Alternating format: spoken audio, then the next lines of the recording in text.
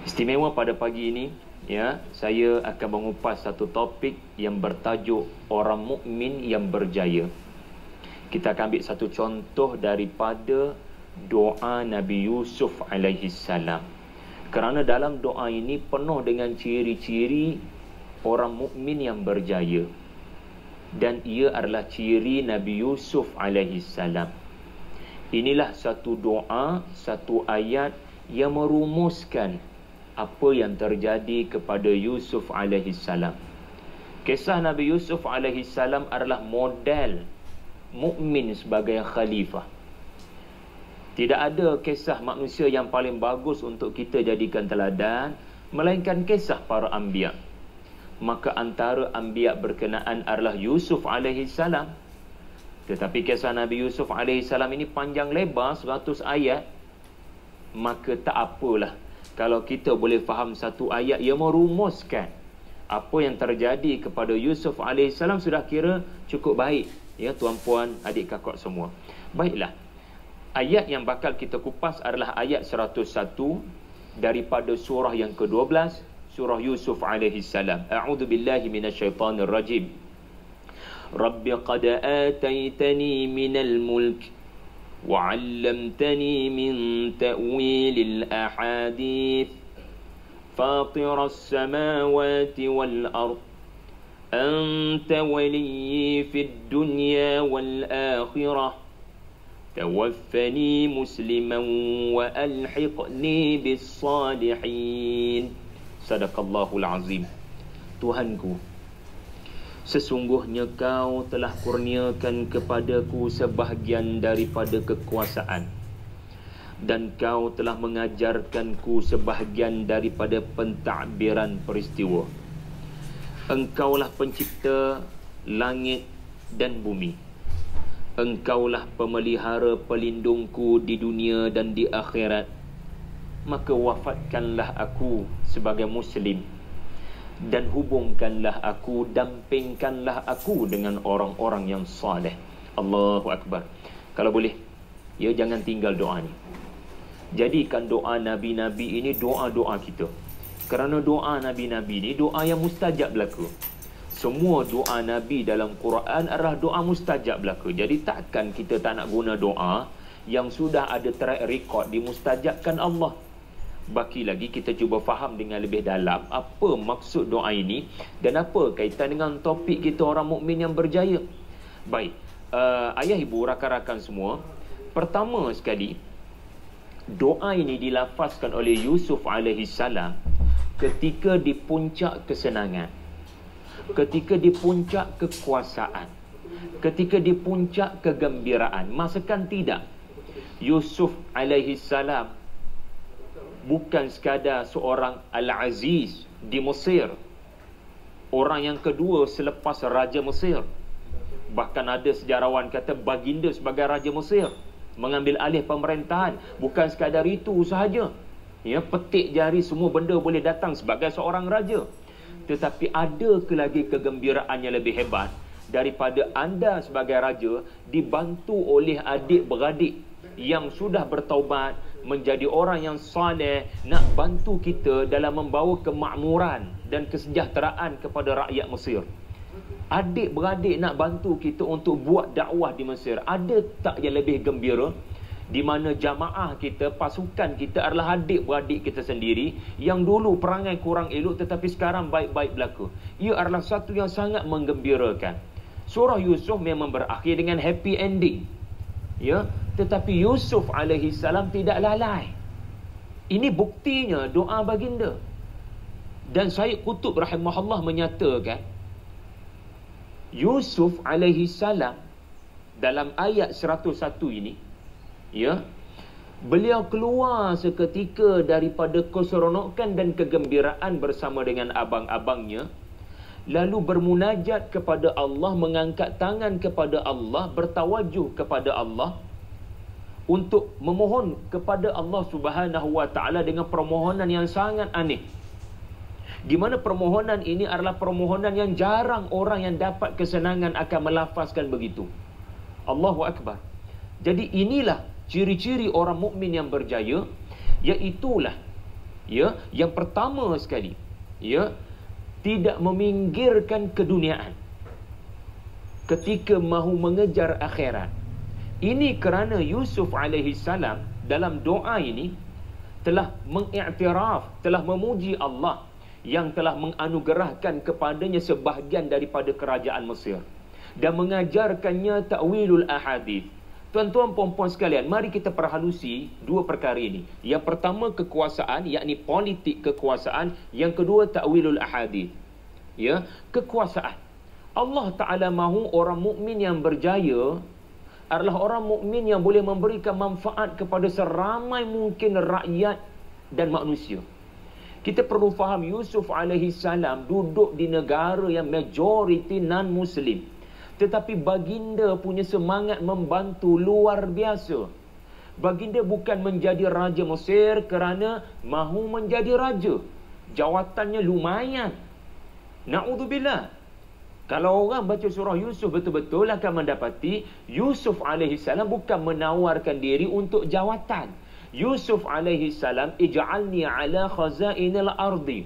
Yusuf menawarkan khidmat. Kerana dia yang terbaik, dia yang paling expert, dia yang paling tahu macam mana nak memberikan manfaat yang besar kepada rakyat Mesir.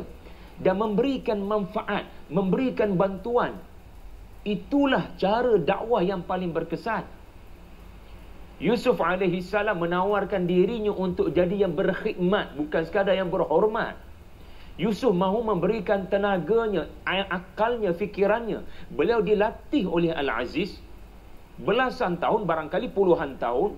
Beliau bekerja dengan Al-Aziz Mesir, dibeli oleh Al-Aziz Mesir di pasaran hamba, dan beliau belajar expose dengan banyak perkara. Lalu ini ilmu yang tidak boleh disia-siakan. Pengalaman ini tidak boleh disia-siakan. Maka mukmin yang berjaya mesti sentiasa berfikir bagaimana nak beri manfaat pada orang, walaupun orang tu belum beriman, walaupun orang itu tidaklah baik mana. Jangan mudah nak label orang lalu kita mengatakan orang ni kita tak ada buat baik sangat. Orang ni, jadi itu bukan sikap orang mukmin yang berjaya. Sikap mukmin yang berjaya di dunia dan di akhirat ditonjolkan oleh Nabi Yusuf alaihi salam, iaitu nafi'an lil ghair, membantu orang lain. Maka Yusuf alaihi salam mengajar orang mukmin bukan hanya sibuk beribadat sahaja. Orang mukmin mesti jadi orang yang selepas beribadat, selepas solat, selepas ibadah khususiyah, dialah yang paling tidak boleh nampak ada orang dalam kesusahan, ada orang dalam kebuluran, kemarau datang kepadanya, dialah yang paling cepat menghulurkan tangan membantu, bersedekah. Inilah sifat Yusuf AS. Dan yang kedua, ta'wilul ahadith. Ta'wilul ahadith disebut oleh para ulama kita bukan sekadar kemampuan mentafsirkan mimpi. Ciri mukmin yang berjaya, kalaulah mentafsirkan mimpi, barangkali itu bukan ciri kita. Kita barangkali tak ada pengalaman pun mentafsirkan mimpi, tak ada ilmu tu pun. Jadi bagaimanakah maksud ta'wilul ahadith yang menjadi ciri mukmin yang berjaya? Sebentar lagi saya akan kupas, insya-Allah.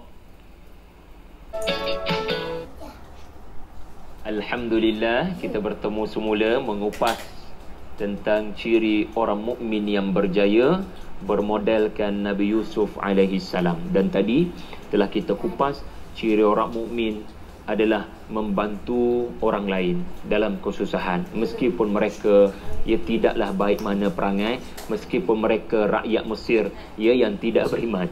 Jadi jangan kita bataskan makna qad ataitani minal mulk hanya sekadar orang yang boleh menjadi penguasa, menjadi ahli politik, Jadi itu tafsir, iaitulah Yusuf memuji Allah kerana menganugerahkan kepadanya sebahagian daripada kekuasaan kerajaan Mesir. Tetapi tadabburnya adalah jadilah orang yang memberikan manfaat sebanyak-banyaknya kepada orang dalam kesusahan. Ini ciri mukmin yang berjaya. Seandainya dengan jawatan yang tinggi dalam negara seperti Al-Aziz, seperti Al-Malik, itulah cara yang terbaik untuk bantu seramai mungkin manusia, maka tak apalah. Jawatan itu bukan matlamat. Jawatan itu adalah proses untuk menyampaikan kepada matlamat. Matlamatnya apa? Memberikan manfaat kepada manusia. Inilah sikap mukmin yang berjaya. Yang kedua, seorang mukmin yang berjaya adalah mukmin yang melakukan, yang memahami ta'wilul ahadith. Ya, ta'wilul ahadith, ya, kata para ulama seperti Al-Allamah Muhyiddin Al-Qaradawi, ya, para ulama kita pada hari ini masih hidup lagi. Ta'wilul ahadith bukan sekadar kemampuan mentafsirkan mimpi, tetapi kemampuan menganalisis peristiwa-peristiwa yang terjadi. Kemampuan untuk memahami yang tersirat di sebalik yang tersurat pada sesuatu ucapan.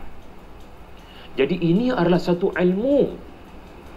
Memahami sesuatu yang terjadi, tersurat dan tersirat, dia panggil cause and effect. Ini adalah ilmu. Dan Yusuf alaihi salam membesar dalam istana Al-Aziz. Al-Aziz mengambilnya bukan sekadar seorang pekerja, tetapi seorang, ya, yang akan mengiringinya ke mana-mana, ya, makanna fil ard, makanna li Yusuf fil ard.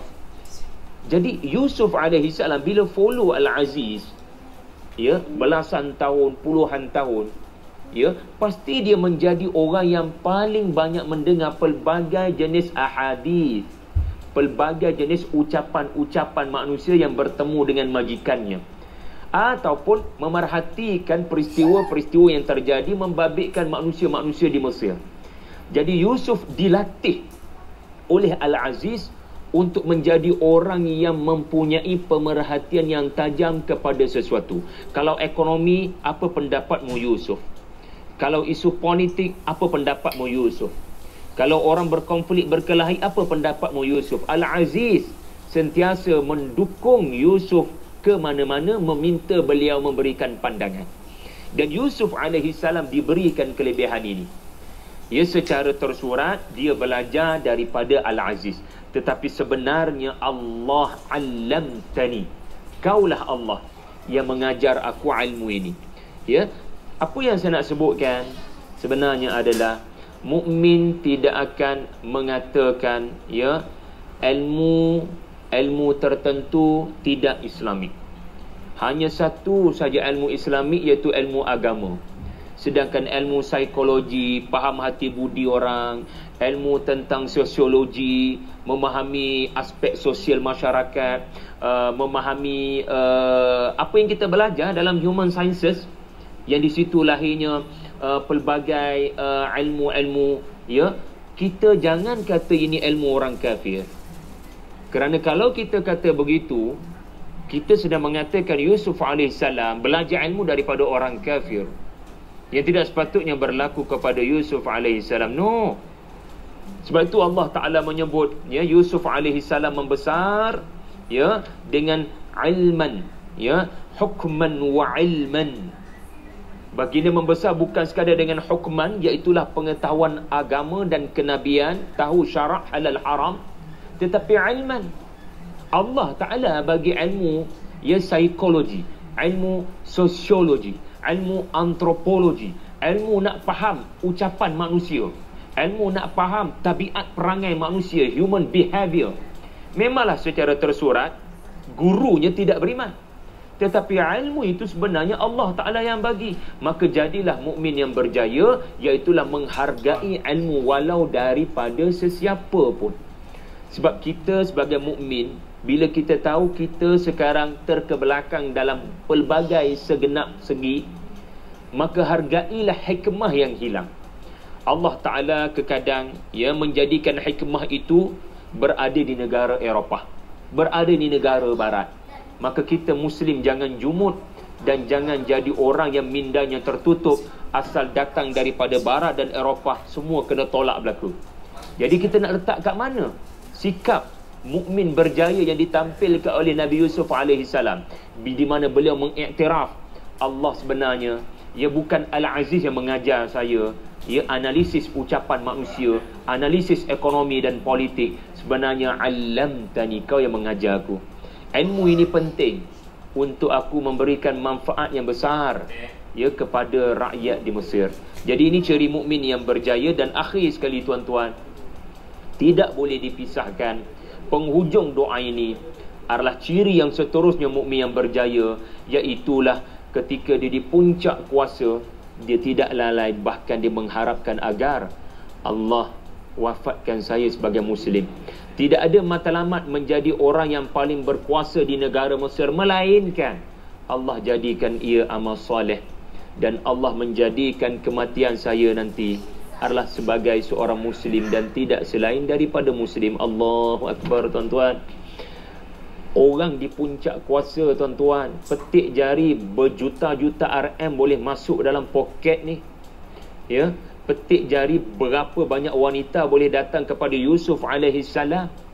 Tetapi baginda berfikir begini, bila saya punya mimpi sudah ditakwilkan, depan mata saya 11 adik-beradik saya sujud, iaitulah ayat 100. Ayat 101, fikiran Yusuf alaihi salam adalah, apa lagi kalau mimpi sudah dimakbulkan Allah, kalau mimpi 30-40 tahun lepas telah menjadi realiti. Ini menunjukkan tugas saya sudah sempurna dan saya kena bersedia untuk pulang kepada Allah Subhanahu wa taala pada bila-bila masa. Maka sebab itulah Yusuf tidak mengharapkan apa-apa bila janji Allah telah berlaku. Dahulu dihina, sekarang mulia. Dahulu dalam lubang perigi, sekarang jadi orang paling tinggi di Mesir. Yusuf tidak mengharapkan apa-apa, melainkan janji Allah seterusnya berlaku. Apa dia? Syurga. Apa dia? Kenikmatan sebagai orang yang meninggal dunia bertemu Allah, ya, dalam keadaan radiyatan mardiyah. Allahu Akbar. Berapa ramai orang bila kaya raya, bila jadi orang popular, ya, bila jadi selebriti yang terkenal di seluruh dunia, makin dia benci kepada mati, makin dia lalai daripada mengingat mati. Yusuf alaihi salam tidak begitu, tuan-tuan. Orang yang kita kenali sebagai paling cantik di atas muka bumi, rupanya orang yang paling merindukan pertemuan dengan Allah Subhanahu wa taala. Wa alhiqni bis salihin.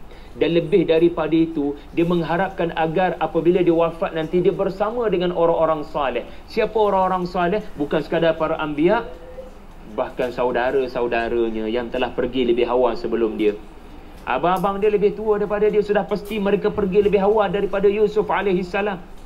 Maka ya Allah, jadikanlah saya bersama dengan abang-abang saya meninggal dunia sebagai orang yang saleh.